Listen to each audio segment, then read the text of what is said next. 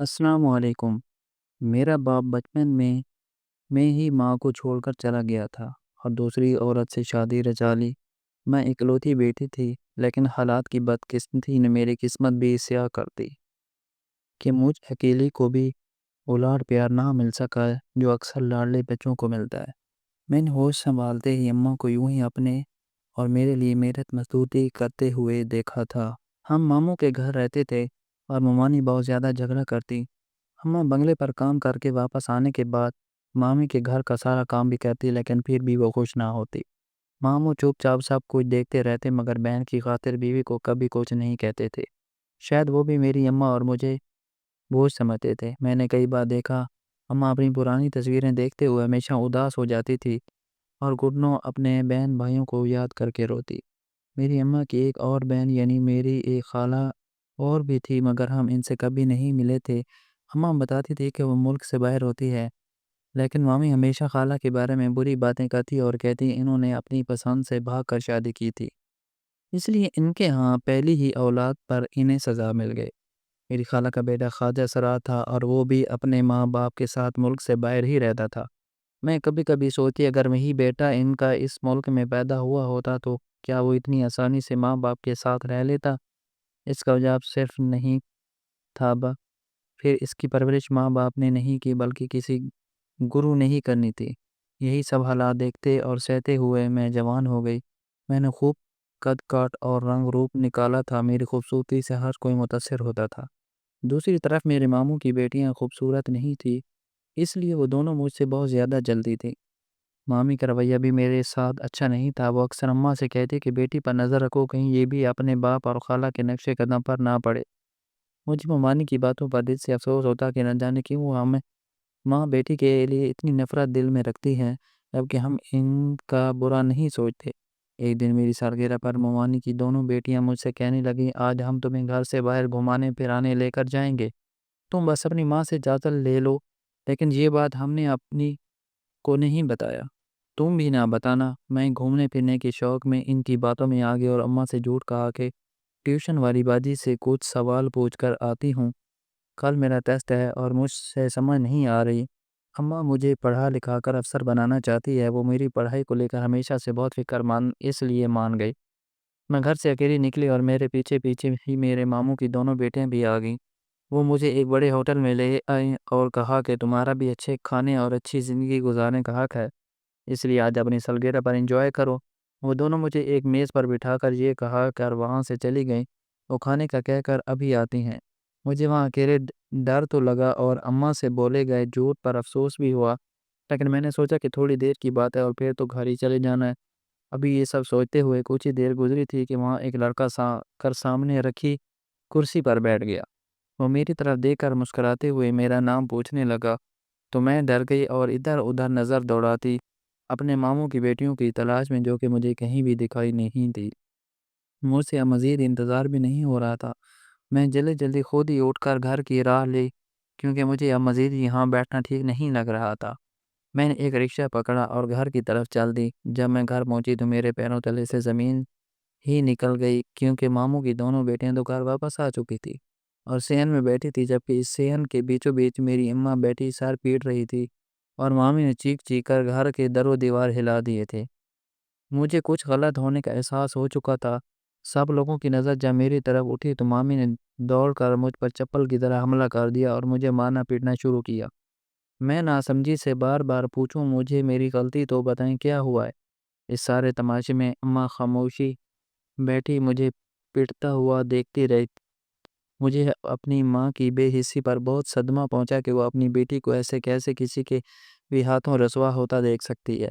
آخر ماموں کو یہ مجھ پر رحم آیا اور انہوں نے مجھے ممانی کے چنگل سے آزادی دلوائی اور مجھ سے پوچھا کہ میں اکیلی کہاں گئی ہوں، تو میں نے جھٹ سے کہہ دیا کہ ماموں میں تو آپ کی بیٹیوں کے ساتھ ہی گھومنے گئی تھی، جس پر وہ دونوں صاف مکر گئی تو میں نے روتے ہوئے کہا کہ یہ لوگ جھوٹ بول رہے ہیں۔ یہاں ایک مرتبہ پھر ممانی نے مجھ پر حملہ کر دیا اور کہا کہ میں اس کی بیٹیوں پر الزام لگا رہی ہیں۔ میں نے کہا کہ میں کیوں الزام لگاؤں گی جبکہ ہم تینوں ساتھ گئے تھے؟ تو پھر میرے ماموں کی بیٹی نے آگے بڑھ کر اپنا خون نکال کر سب کے سامنے کر دیا۔ اس کے موبائل نظر پڑتے ہی میرا تو خون خشک ہو گیا اور میں تو تھر تھر کانپنے لگی۔ وہاں تو اسی لڑکی کے ساتھ میری تصویریں موجود تھی جو ہوٹل میں میرے پاس آ کر بیٹھا تھا۔ میری کزن نے مزید سب کو بتایا کہ ہمارا کوئی کوچنگ سینٹر اسی ہوٹل کے پاس ہے، اور واپسی پر یہ سب ہم نے خود اپنی آنکھوں سے دیکھا۔ اب تو مامی نے ہم ماں بیٹی پر ظلم کے پہاڑ ہی توڑ ڈالے، اور ماموں بھی ایک لفظ نہیں سن رہے تھے۔ میں نے سب کو رو رو کر سچائی بتانے کی کوشش کی، لیکن کسی نے بھی میری ایک نہیں سنی، بلکہ مومانی نے ہمیں اسی گھر سے نکل جانے کا حکم دے دیا۔ کب سے خاموش بیٹھی اماں نے اب لب کشائی کی اور بس اتنا کہا کہ چلو میرے ساتھ، اب اس گھر میں ہمارا دانا پانی ختم ہو گیا ہے۔ میں نے اماں ہے پاؤں پکڑے اور کہا کہ یہ سب میری وجہ سے ہوا ہے، وہ مجھے کسی یتیم خانے میں چھوڑا ہے، خود کو اس عمر میں یوں در در کی ٹھوکریں کھانے پر مجبور نہ کرے۔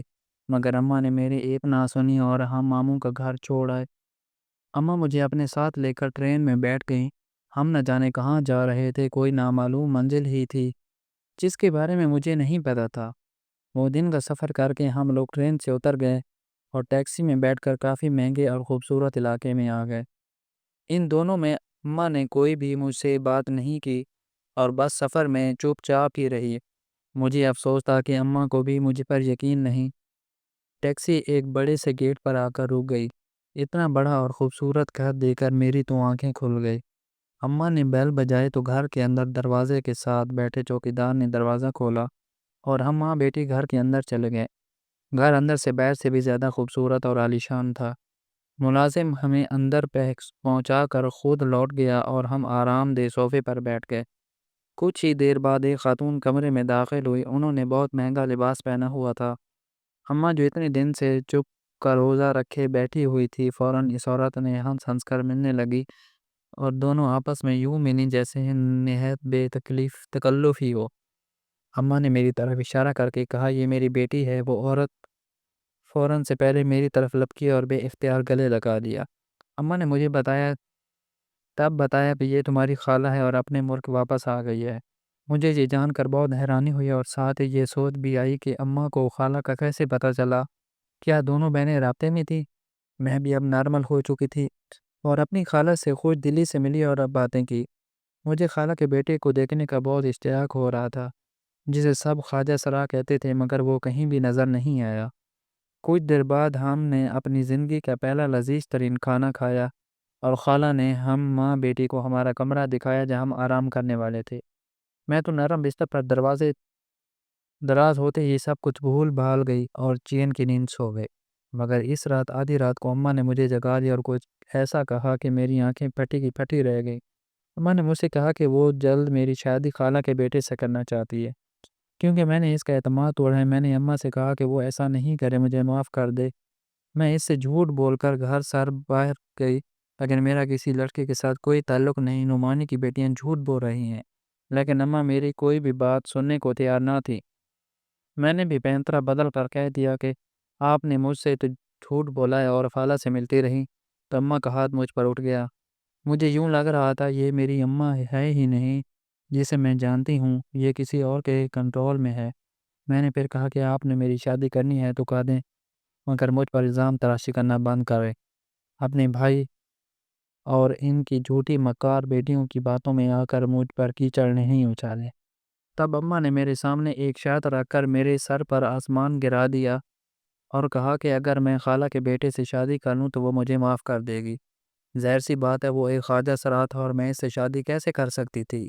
میں نے فوراً اماں کی بات سے انکار کر دیا تو انہوں نے کھول کر کہا کہ اگر یہ الزام نہ بھی لگتا تو بھی وہ مجھے خالہ کے بیٹے سے ہی بیانے والی تھی۔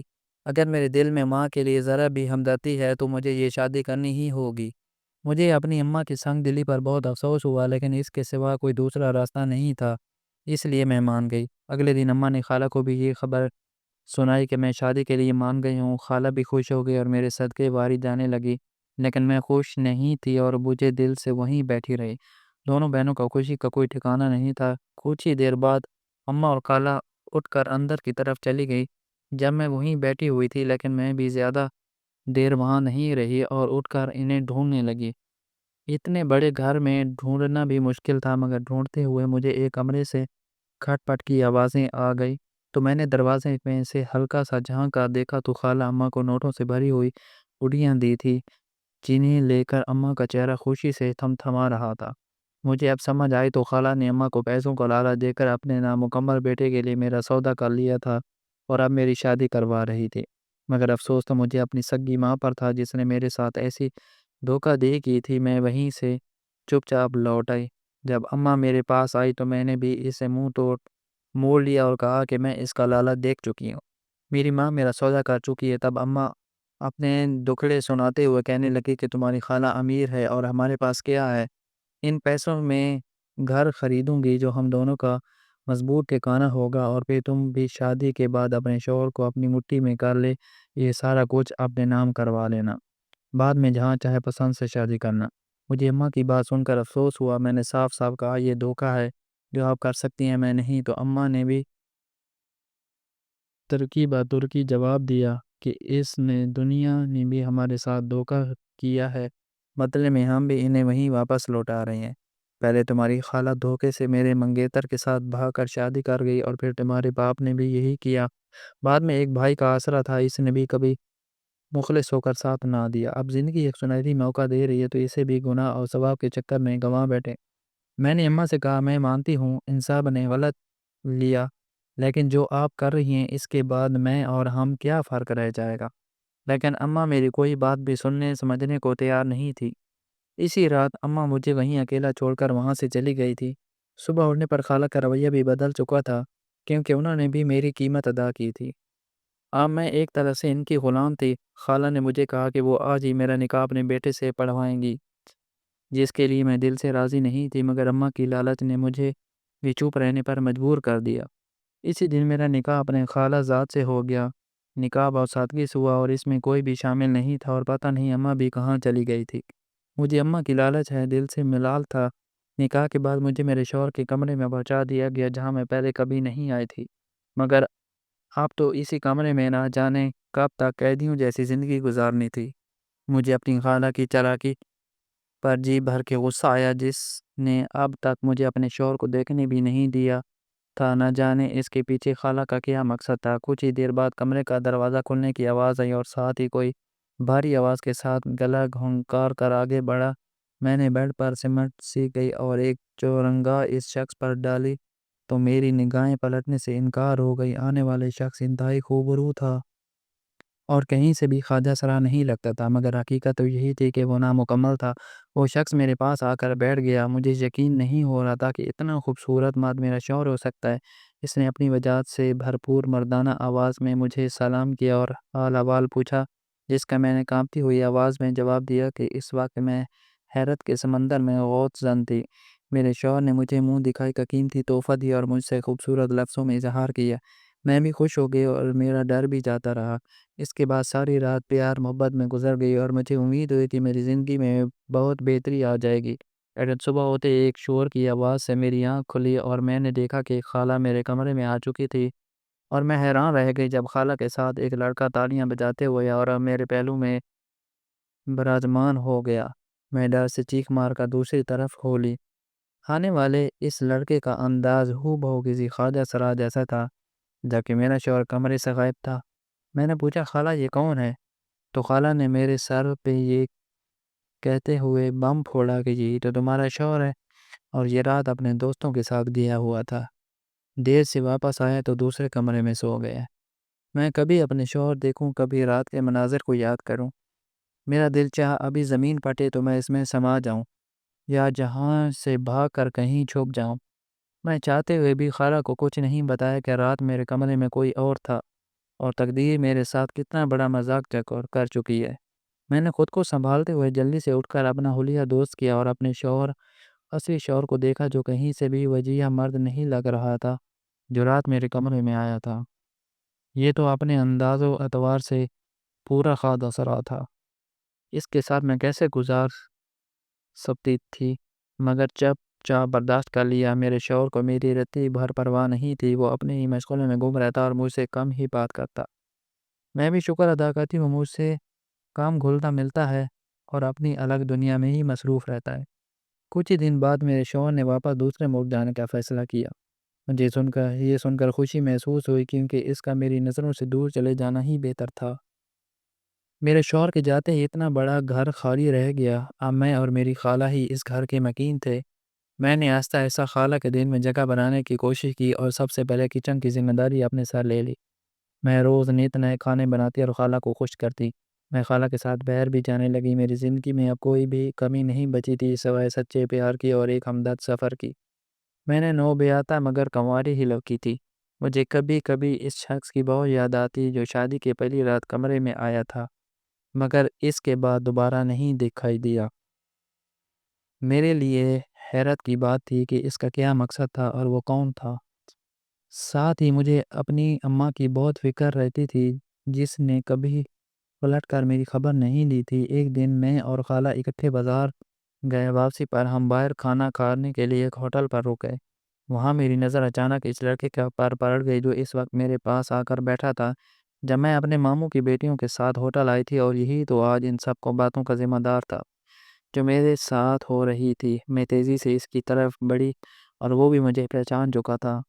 میں نے اس سے پوچھا کہ جس دن وہ میرے پاس آ کر بیٹھا تھا اس کا کیا مقصد تھا۔ وہ لڑکا کچھ لمحے تک خاموش رہا اور پھر اس نے سب سچ بتا دیا کہ اسے میرے ماموں کی بیٹیوں نے ایسا کرنے کو کہا تھا۔ مجھے اس وقت شدت سے خواہش ہوئی کہ کاش اماں بھی یہاں ہوتی اور میری بے گناہی کا ثبوت اپنی آنکھوں سے دیکھ لیتی کہ کیسے ان کے اپنوں نے مجھے نظروں سے گرانے کے لیے یہ سب ڈرامہ رچایا تھا۔ مگر اماں ہوتی بھی تو کچھ نہ کرتی کیونکہ اس کی آنکھوں پر بھی لالچ کی پٹی بن گئی تھی۔ جب ہم گھر واپس آئے تو کچھ ہی دیر بعد خالہ گھبرائی ہوئی میرے پاس آئی۔ اس کی اڑی ہوئی رنگت دیکھ کر میرا دل کسی انہونی کا بتانے لگا۔ خالہ نے بتایا کہ اماں کا ایکسیڈنٹ ہوا ہے اور وہ ہسپتال میں ہے۔ مجھے اطلاع ہوئی۔ میں ماں کی بیماری کا سن کر پریشان ہو گئی۔ فوراً اماں کے پاس پہنچی جہاں اس نے مجھ سے معافی مانگی، لیکن میں اس ارادے میں ابھی نہیں تھی اور اماں سے کہا کہ میں اس جیسی ہرگز نہیں ہوں۔ میں اپنی ماں کا ساتھ چھوڑنے والی نہیں ہوں۔ اماں اپنی دونوں ٹانگوں سے معذور ہو گئی تھی۔ میں اماں کو اپنے پاس لے اور دن رات ان کی خدمت میں ایک کر دیے۔ ساتھ ہی اس مشکل وقت میں خالہ نے بھی میرا بھرپور ساتھ دیا۔ ایک رات میں اماں کے پاس سے اٹھ کر اپنے کمرے میں جانے لگی تو مجھے گھر کے پچھلے حصے میں آوازیں سنائی دیں۔ میرے قدم خود بخود اس جانب بڑھ گیا اور میں نے دیکھا کہ وہاں خالہ کے ساتھ دوسرا بھی کوئی ہے جس سے خالہ رازداری میں باتیں کر رہی تھی۔ میں وہاں سے پلٹ آئی مگر اب مجھے خالہ پر نظر رکھنے کی ضرورت تھی۔ وہ بات کوئی نیا کھیل کھیلا جا رہا ہو۔ اگلے روز میں نے خالہ پر نظر رکھی اور پھر اسی جگہ پر آدھی رات کو خالہ کو جاتے ہوئے دیکھا تو میں بھی اس کے پیچھے پیچھے گئی جہاں میرا خالہ اسی شخص کے ساتھ کھڑی باتیں کر رہی تھی جو شادی کی پہلی رات میرے کمرے میں آیا تھا۔ تو خالہ اسے پہلے سے ہی جانتی تھی اور میرے ساتھ دھوکہ کر رہی تھی، حالانکہ میں نے انہیں اپنی ماں جیسا سمجھا اور دن رات خدمت کی۔ میں نے اگلے روز ساری صورتحال سے اماں کو آگاہ کیا۔ اماں اس سارے معاملے سے لا تعلق تھی۔ میں نے اماں کو جتلایا کہ تمہاری لالچ نے ہی ہمیں ان حالات میں لا کر پھینکا ہے۔ میری زندگی برباد ہو گئی ہے۔ زندگی میں تمہارے اپنوں نے تمہیں اس لیے دھوکے دیے کیونکہ تمہاری نیت میں بھی کھوٹ تھی، مگر میری نیت خراب نہیں، اس لیے میں سچائی کا پتہ لگا کر ہی رہوں گی۔ اگلے روز میں خالہ کے دوبارہ وہاں آنے سے پہلے ہی پہنچ گئی اور ایک جگہ پر چھپ گئی۔ جیسے ہی وہ شخص دیوار پر آن کر آیا تو میں اس کے سامنے نکل کر آ گئی۔ مجھے دیکھ کر وہ ایک لمحے کے لیے سپٹا کے رہ گیا۔ میں نے اس شخص سے کہا کہ تم کون ہو اور اس گھر سے تمہارا کیا رشتہ ہے؟ اس نے مجھے پرسکون انداز میں جواب دیا کہ وہ میری خالہ کا بیٹا ہے۔ مجھے اس کی بات پر یقین نہیں تھا کیونکہ خالہ کا ایک ہی بیٹا تھا جو خواجہ سرا تھا اور اب مجھ بدنصیب کا شوہر تھا۔ میں ابھی اس سے سچائی پوچھنے ہی والی تھی کہ پیچھے سے مجھے خالہ کی آواز سنائی دی۔ خالہ نے پرسکون لہجے میں کہا کہ ہی میرا بیٹا ہے تو میرے پیروں تلے سے زمین نکل گئی۔ میں نے ان سے پوچھا کہ وہ کون تھا جسے وہ میرے کمرے میں شور کہہ کر لائی تھی تو پھر خالہ نے مجھے ساری حقیقت بتا دی۔ جب انہوں نے شادی کی تو سارے گھر والے خالہ کی شادی کے خلاف تھے کیونکہ خالہ کا شوہر میری اماں کا منگیتر تھا، مگر انہیں خالہ پسند آ گئی۔ شادی کے بعد پہلے بچے کی پیدائش پر اماں خالہ کے پاس گئی اور واپس آ کر خاندان بھر میں مشہور کر دیا کہ خالہ نے ایک خواجہ سرا کو جنم دیا ہے۔ اپنے بیٹے کے مستقبل سے گھبرا کر خالہ اور ان کے شوہر نے ملک سے باہر جانے کا فیصلہ کیا، مگر خالہ نے ہمیشہ دل بڑا رکھا اور اماں سے رابطہ ختم نہیں کیا۔ جب اماں بدلے کی آگ میں جل رہی تھی، صرف اماں کو اس سچائی کا علم تھا خالہ کا بیٹا ٹھیک ہے، اس لیے کچھ سال بعد انہوں نے میرا رشتہ خالہ کے بیٹے کو دینے کے عوض بھاری رقم کا مطالبہ کیا، مگر یہاں میری خالہ کے بیٹے نے ماں سے کہا کہ میں کسی لالچی لڑکی سے شادی نہیں کروں گی۔ اس لیے خالہ نے میرا امتحان لینے کی خاطر شادی کی پہلی رات کے بعد اپنے اصلی بیٹے کو سامنے نہیں لایا اور ایک خواجہ سرا کو نکلی بیٹا بنا کر کچھ عرصہ تک میرا جائزہ لیا۔ میں اپنے امتحان میں کامیاب ہوئی تھی کیونکہ میں نے کبھی بھی اپنی خالہ کی دولت پر نظر نہیں رکھی تھی اور نہ ہی ان کی دولت کا لالچ میرے دل میں تھا۔ میرے شوہر اور خالہ نے مجھ سے معافی مانگ لی تھی اور میں نے بھی اپنی اماں کی طرف سے خالہ سے معافی مانگی۔ اب میں اپنے حقیقی شوہر کے ساتھ ہی رہتی ہوں اور دنیا ہمیشہ ہماری جوڑی کو سراہتی ہے۔ میری اماں اس دنیا سے جا چکی ہے مگر مجھے خوشی ہے کہ جاتے جاتے انہیں اپنی غلطی کو سدھارنے اور گناہ کی معافی مانگنے کا موقع اس دنیا میں ہی مل گیا تھا۔